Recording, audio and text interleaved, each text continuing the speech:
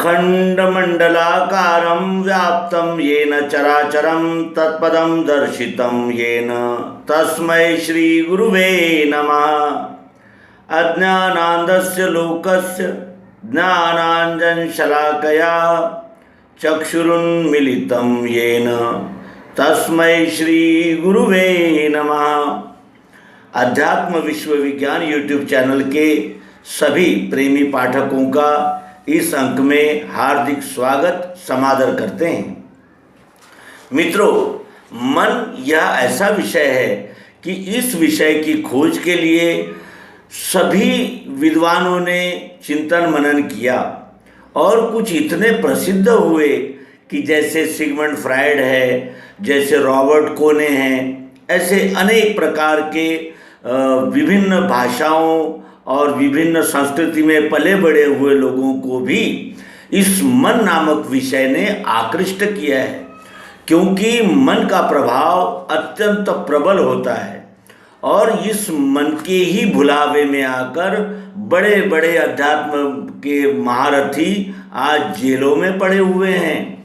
और ये मन कितना यानी चंचल और शक्तिशाली है, इसके विषय में भगवान श्री कृष्ण जी से अर्जुन कहता है, वो भी अवश्य ही ध्यान देने योग्य है। वो कहता है कि समत्व योग जो तुमने कहा है ये मधुसूदन, मन की चंचलता से मुझसे हो नहीं सके। मन चंचल है कृष्ण अन्यायी दृढ़ शक्ति का, असाध्य रोकना इसका दिखे हैं वायु सा मुझे। ये मन चंचल है कृष्ण, अन्यायी है, इसकी शक्ति अनंत है, यानी महाबलवान है ये मन, और मुझे तो ऐसा लगता है कि इसको रोकना ही असाध्य है। इतना ये वायु जैसा चंचल और वेगवान है। तो उस पर भगवान श्री कृष्ण जी ने उत्तर दिया कि फिरता रहे नहीं बैठे मन ये पार्थ सत्य है, अभ्यास और वैराग्य इनसे कौन्तेय ये रुके।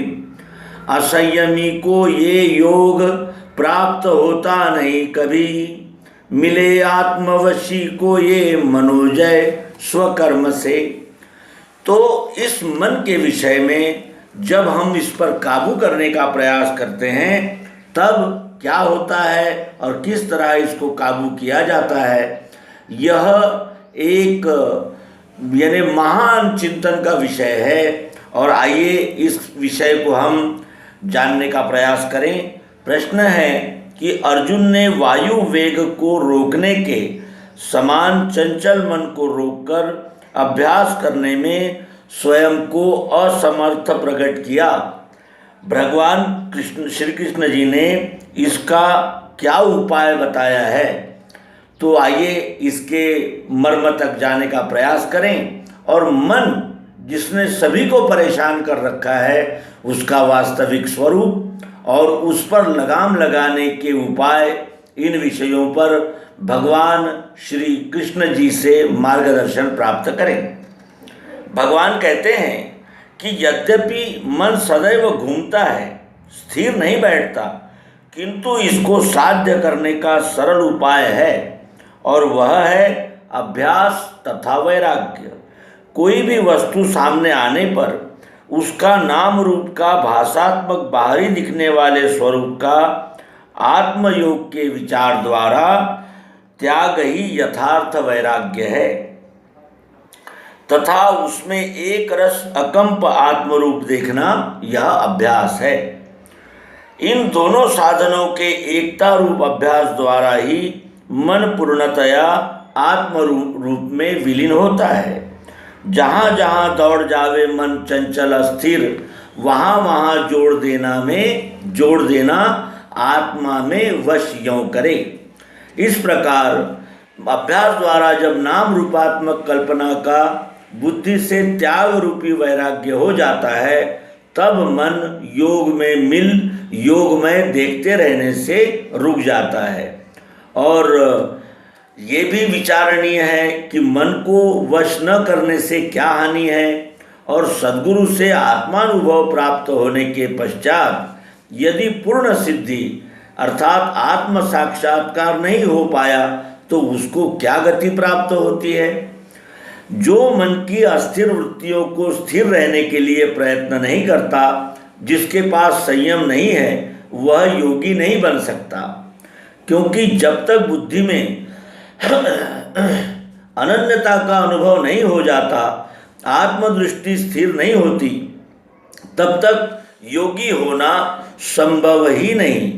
बुद्धि में से द्वैत का भाव यद्यपि ज्ञान से जाता है, तथापि मन व इंद्रियों का संयम भी अत्यंत सहयोगी है। क्योंकि मन व इंद्रियां विषयों की ओर आकर्षित होती रही तो चिंतन विषयों का ही होगा। विषयों का सेवन मर्यादा से अधिक करने से ही मनुष्य असंयमी हो जाता है। अतः ये आत्मरोग अहम को जीतने पर ही स्वकर्मोपासना अर्थात विश्व सेवा द्वारा पूर्ण रूप से मन को जीत लेने वाले को ही प्राप्त होता है। विज्ञान अनुभव प्राप्ति के पश्चात आत्मयोग संसिद्धि प्राप्त करने का साधन कर्मयोग अर्थात स्वकर्म है। कर्मयोग ही सिद्धि योगारूढ़त्व है, इसे योग सिद्धि कहते हैं। किंतु इसमें पूर्ण रूप से स्थिरता हो जाना योग संसिद्धि या योगारूढ़ स्थिति कहलाती है। और दोनों में अंतर है। जैसे किसी पर्वत की चोटी तक दौड़ लगाना तथा उस चोटी पर स्थिर खड़े रहना, ये दो बातें अलग अलग है। कर्मयोग की योग सिद्धि पूर्ण न होने से आत्मयोग संसिद्धि भी जिसे नहीं मिली, वह दोनों में अधूरा है। ऐसी अवस्था में भगवान कहते हैं कि उसका कभी भी नाश नहीं होता, अर्थात उसका प्राप्त किया हुआ ज्ञान तथा अंतःकरण शुद्धि उसके साथ जाती है। आत्म कल्याण की स्थायी इच्छा जब साधक को होती है तो उसकी उत्तरोत्तर उन्नति ही होती है, अधोगति नहीं होती। परंतु जब तक व्यष्टि सुखासक्ति के संस्कार रहते हैं, तब तक पुरुषोत्तम पद स्थिति अर्थात परमात्म निश्चय से अचल स्थिति नहीं होती। यद्यपि व्यष्टि सुखासक्ति के संस्कार ज्ञान से क्षीण हो जाते हैं, तथापि कुछ भोग शक्ति तो उनमें रहती ही है और उसी से साधक को ऐसे स्थान में जन्म मिलता है जहाँ वह अपनी भोग इच्छाओं के संस्कारों का क्षय कर सके। जीव के अज्ञान के कारण व्यापक दृष्टि न रहकर मर्यादित दृष्टि हो जाती है। स्वयं का सर्वव्यापक ज्ञान अल्पतम भाव तक आ जाने से जीव यह मानता है कि मैं व्यष्टि देह तक मर्यादित हूँ, मैं हूँ। यह तो अपरोक्ष ज्ञान जीव के पास रहता है, परंतु उस पर अज्ञान का आवरण आ जाने से मैं व्यष्टि देह तक ही मर्यादित हूँ, ऐसा वह मानता है। हालांकि उसे समस्त आकार प्रकार उसी के हैं और समस्त आकार प्रकारों में मैं हूँ, ये भी सूक्ष्म रूप से अर्थात अस्पष्ट रूप से महसूस होता है, परंतु उस तरफ अज्ञान के प्रभाव से ध्यान नहीं जाता। यद्यपि अज्ञानी स्वयं को व्यष्टि देह तक मर्यादित मानता है, तथापि अन्य देहों का आकर्षण रहता ही है। अनंत आकार प्रकार अपनी व्यष्टि देह के पूरक दिखाई देते हैं। अनुकूल प्रतिकूलता यद्यपि दिखती है, फिर भी प्रतिकूल भी कहीं न कहीं अंश रूप में अनुकूल रहता ही है। अपने आप का सर्वव्यापक अस्तित्व ही इस आकर्षण के लिए मूल कारण है। व्यष्टि आकारों की विविधता ही द्वैत कल्पना को सच मानने को विवश करती है, परंतु विविधता ही जो वास्तव में कार्य दृष्टि से है, कारण दृष्टि से नहीं, अपनी अनुभूति करने का साधन बन जाती है। तात्पर्य यह है कि ज्ञान दृष्टि से यह समझ में आ जाता है कि मैं ही संपूर्ण विश्व हूँ।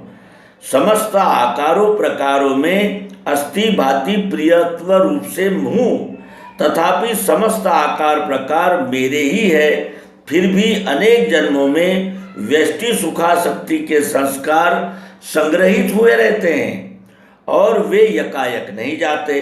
वही संस्कार साधक को योगी यानी परमात्मा से एक रूप नहीं होने देते। अतः इन्हीं संस्कारों का क्षय करने के हेतु साधक को ऐसे अनुकूल वातावरण में जन्म मिलता है जहाँ वह उन संस्कारों का क्षय कर सके। उसका प्राप्त ज्ञान उसे भोगते हुए उसे भोगासक्त नहीं होने देता। संस्कारों का क्षय होने पर साधक फिर ऐसे स्थान में जन्म लेता है जहाँ उसे आगे की उन्नति के लिए अनुकूल वातावरण मिले। उसका अर्जित ज्ञान व अंतःकरण शुद्धि उसी के साथ रहती है। इस तरह अनेक जन्मों के प्रयत्नों से साधक परमात्म रूप होता है, अर्थात अपने शुद्ध स्वरूप में स्थित होता है। जीव परमात्मा का अंश होने से वह योगी ही है। उसका परमात्मा से सदैव योग अर्थात अनन्यता है, परंतु अज्ञान का प्रभाव दूर होने के लिए अथवा अपूर्ण ज्ञान व्यापक ज्ञान में परिणत होने के लिए समय लगता है। भगवान कहते हैं कि उन्हें वही योगी प्रिय है जो सदैव मुझ में रहता है, अर्थात जिसकी बुद्धि में अनन्यता का निश्चय स्थिर रहता है और स्वभावानुसार विश्व की सेवा करता है। ज्ञान व कर्म जहाँ एक रूप हो जाते हैं वही योगी है। परंतु ज्ञान केवल शाब्दिक नहीं, विज्ञान युक्त होना चाहिए। अध्यात्म दृष्टि से विज्ञान का अर्थ है अनुभव युक्त ज्ञान। भगवान अर्जुन को आत्म योग ही ग्रहण करने को कहते हैं, क्योंकि प्राणायाम, हठ योग, सांख्य योग, केवल यज्ञ, दान, हवन आदि करने वाले कर्मकांडी आदि से आत्मयोगी अर्थात दिव्य चक्षुवान विज्ञान योगी ही उत्तम है। आज अनेक लोग प्रत्यक्ष दिखने वाले स्वयंभू विश्व से परमात्मा को भिन्न मानते हैं। परमात्मा को विश्व से बाहर मानने वालों के अंतःकरण में विश्व प्रेम कैसे जागृत होगा? परमात्मा प्रत्यक्ष होने पर अव्यक्त प्रेम व्यक्त दशा में आ जाता है। विश्व ही परमात्मा है और सदैव प्रत्यक्ष ही है, परंतु द्वैत बुद्धि की कल्पनाएं विश्व पर आरोपित करके लोग प्रत्यक्ष स्वयं स्वरूप को जगत कहते और विश्व को मिथ्या कहते हैं। प्रत्यक्ष दिखाई देने वाले अपने मूल स्वरूप को ही जब मिथ्या मान लिया, तब विश्व प्रेम, विश्व सेवा का भाव जागृत होना कैसे संभव है? अनादिकाल से जिस विश्व को हम आप सब देखते आए, देख रहे और देखने की सदैव इच्छा रहती है, ऐसे प्रत्यक्ष आनंद स्वरूप विश्व परमात्मा को जो जान नहीं रहे, उनसे क्या आशा की जाए? जिस विश्व में उत्पत्ति, स्थिति व लय जिसमें प्रत्यक्ष दिख रहा है, ऐसा संदेह रहित नित्य स्थायी सत्स्वरूप विश्व परमात्मा सामने प्रत्यक्ष रहते हुए भी ब्रह्मग्रसित व्यक्ति जान नहीं पाते।